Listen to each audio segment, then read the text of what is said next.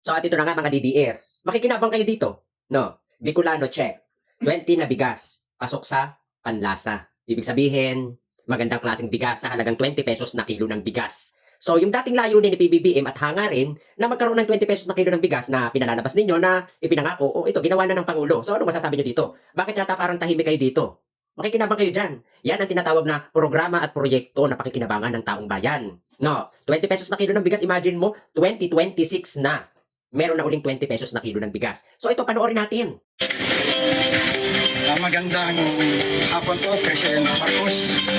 Salamat sa inyong pagtulong sa amin ng tricycle driver. Talagang 20 pesos na inyong programa ay malaking tulong na sa amin ito. At salamat dahil natupad na rin yung pangako mo na 20 pesos na bigas at ito na, hawak-hawak ko at tulay.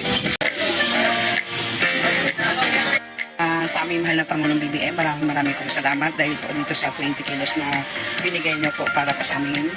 Malaking tulong na po ito sa araw-araw namin. Sana po tuloy-tuloy po ito. O ayan na ha, yung dating hangarin na sinasabi at pinagpipilitan nyo na pangako, ginawa na ni PBBM.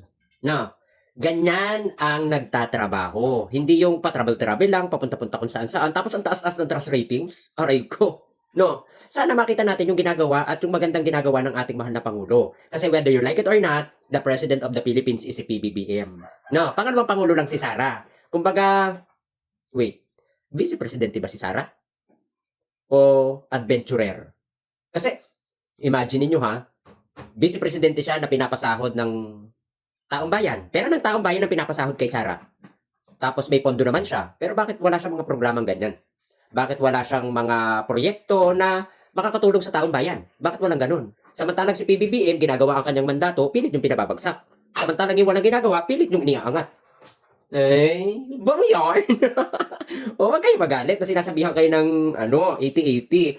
Kasi imaginein mo, paano nyo nasisikmura na suportahan yung taong walang ginagawa? Kahit pumasok sa office, hindi niya magawang pumasok. Tapos pinapalakpakan nyo, tapos sinusuportahan nyo, na kulang na lang ibuwis nyo ang inyong buhay para dun sa tao na dapat ay nagtatrabaho at naglilingkod sa inyo.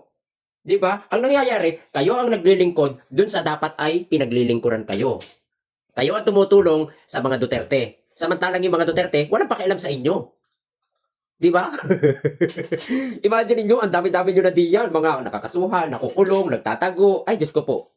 Tanga yan.